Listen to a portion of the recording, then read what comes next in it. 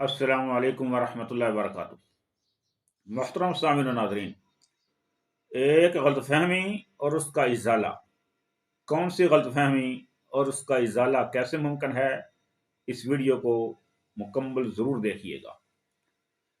बाद लोग सूरह दुखान की आयत नंबर 3 से 15 शाबान की फजीलत साबित करने की कोशिश करते हैं, जिसमें अल्लाह फरमाते हैं, औज़ु बिल्लाहि मिनश शैतानिर रजीम, इन्ना अंज़लनाहु फ़ी लैलतिन मुबारका इन्ना कुन्ना मुंज़रिन फ़ीहा युफ़रक़ु कुल्लु अम्रिन हकीम, कि हमने इस कुरान को बरकत वाली रात में नाज़िल किया और इस रात जो है वो फैसले किए जाते हैं।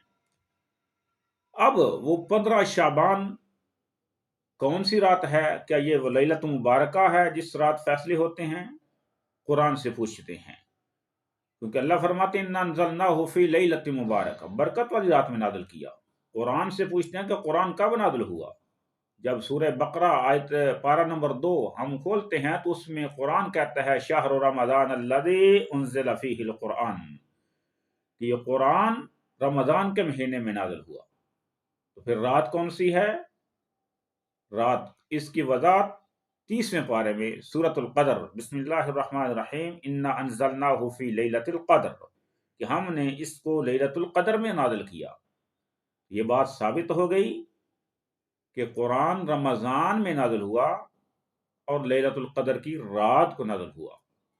अब इसको शाबान के साथ जोड़ना ये बिल्कुल गलत है, क्योंकि ये 15 शाबान की रात को लैलतुल मुबारका कहना, वो बरकत वाली रात जो है वो लैलतुल क़द्र की रात है।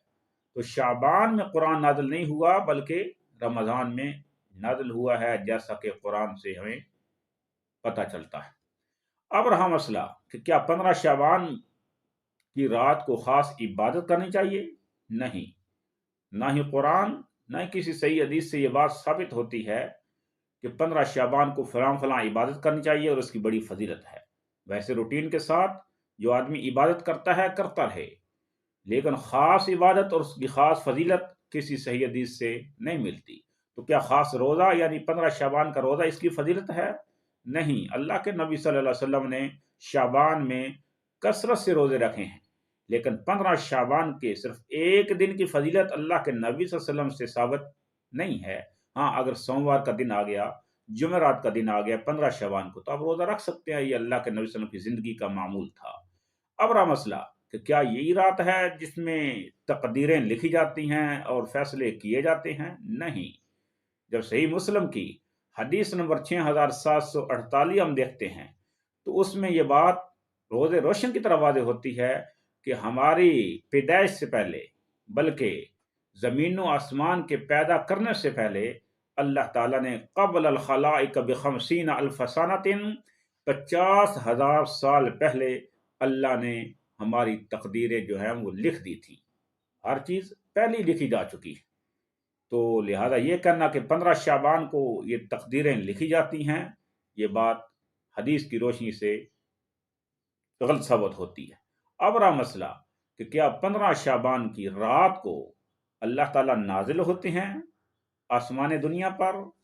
नहीं, अल्लाह ताला पूरा साल ही नाजिल होते हैं, हर रात को नाजिल होते हैं। जैसा कि सही बुखारी हदीस नंबर 1145 नंबर हदीस, जिसमें अल्लाह फरमाते हैं, अल्लाह के नबी सल्लल्लाहु अलैहि वसल्लम फरमाया, यंदिल रब्बना कुल्ल लैला, अल्लाह ताला हर रात को नाजिल होते हैं। तो ये हर रात की बात है, 15 शाबान के साथ खास करना और जोड़ना ये सही नहीं। अच्छा, क्या 15 शाबान की रात को कब्रिस्तान की ज़ियारत करना ये मसनून और मुस्तहब अमल है? नहीं। अगर अल्लाह के नबी सल्लल्लाहु अलैहि वसल्लम, सही मुस्लिम की हदीस के मुताबिक 976 नंबर हदीस है, जिसमें अल्लाह के नबी फरमाया, ज़ूरुल कुबूरा फ़इन्नहा तुज़क्किरुकुमुल आखिरा, कब्रों की ज़ियारत किया करो, ये आपको आखिरत की याद दिलाती है। इससे 15 शबान नहीं, पूरा साल आप रोज़ जाएँ, हफ्ते में 1 बार जाएँ और महीने में 1 बार जाएँ। ये किसी रात और दिन की तख़सीस नहीं है। तो लिहाजा इन चीज़ों से पता चला कि 15 शाबान का कॉन्सेप्ट इस्लाम में कोई नहीं है, जिससे हम ये कहें कि 15 शाबान की रात की बड़ी फ़जीलत है या दिन की बड़ी फ़जीलत है, या इन रात और दिन में یہ اعمال کرنے چاہیے، قرآن و حدیث سے نہیں ملتے۔